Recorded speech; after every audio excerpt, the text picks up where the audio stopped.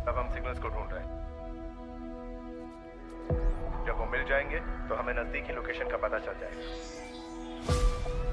तुमने जो किया है पता है किसके साथ किया है? कौन? तेरे लिए शॉकिंग है।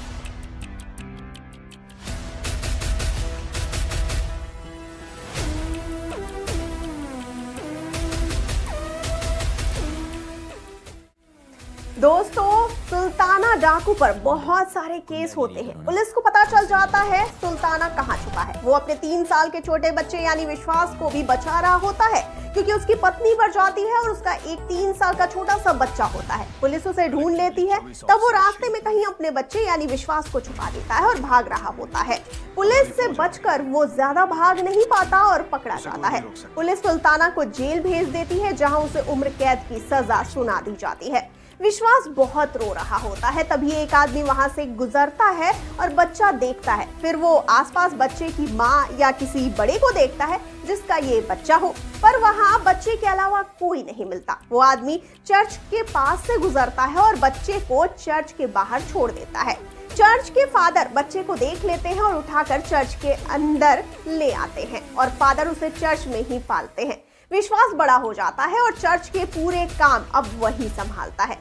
एक दिन दोस्तों, विश्वास न्यूज़पेपर पढ़ रहा होता है, तब उसकी नजर एक खबर पर पड़ती है जिसमें लिखा होता है कि सुल्ताना डाकू जेल से फरार और पकड़ने वाले को 1 लाख का इनाम। विश्वास को याद आता है कि बाजार जाकर कुछ सामान लाना है, तो वो जल्दी से न्यूज़पेपर रख के बाजार भागता है। तभी रास्ते में वो देखता है कि कुछ गुंडे एक लड़के को मार रहे होते हैं जो बिल्कुल विश्वास के हम उम्र का दिख रहा होता है। तब विश्वास जल्दी से उस लड़के को बचाता है और विश्वास उस लड़के से उसका नाम पूछता है। वो लड़का अपना नाम राजीव बताता है और विश्वास को थैंक यू बोलकर चला जाता है। दोस्तों, शाम के वक्त विश्वास अपनी बाइक से कुछ जरूरी सामान ले जा रहा होता है, तभी रास्ते में गाड़ी खराब हो जाती है। वहां से राजीव गुजर रहा होता है और विश्वास को परेशान देखता है। राजीव को गाड़ी ठीक करना आता है, तो वो तुरंत विश्वास की मदद करता है और दोनों बहुत जिगरी दोस्त बन जाते हैं।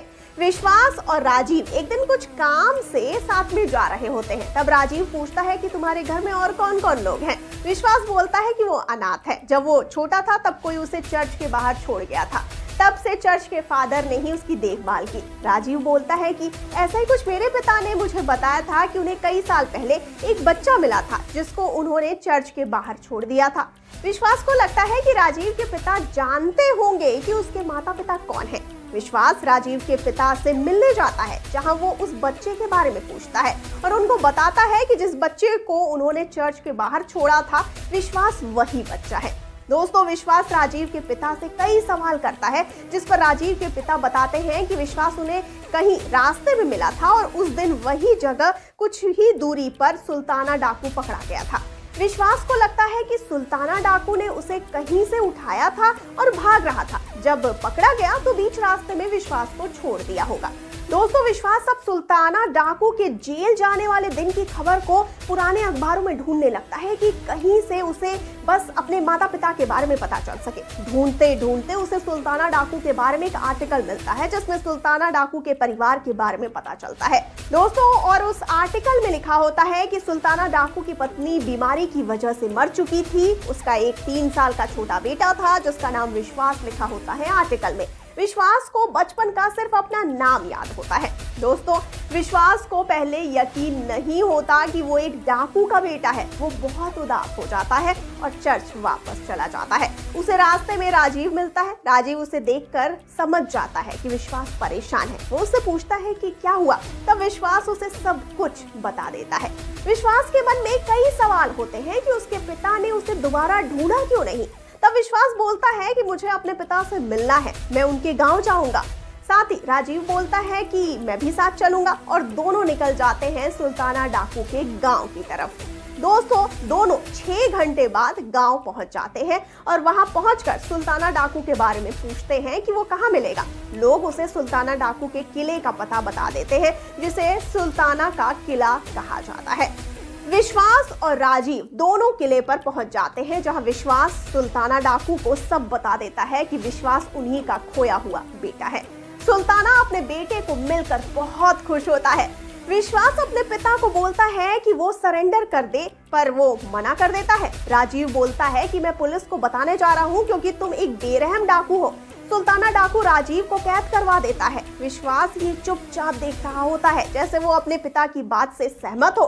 पर कहीं ना कहीं चर्च के फादर ने विश्वास की अच्छी परवरिश की होती है, जो विश्वास में अभी भी जिंदा होती है। सुल्ताना डाकू विश्वास को अपने गिरोह में शामिल होने के लिए बोलता है और कहता है कि तुमको गिरोह में शामिल होने के लिए अपने इस दोस्त को मारना होगा, और बोलता है कि आज से बाप और बेटा इस गांव पर राज करेंगे। विश्वास अपने दोस्त को मारने से साफ मना कर देता है। तब सुल्ताना डाकू अपने आदमियों से बोलता है कि राजीव को मार दो। विश्वास अपने दोस्त को बचाने उन आदमियों से लड़ जाता है। तब सुल्ताना डाकू खुद राजीव को मारने जाने लगता है।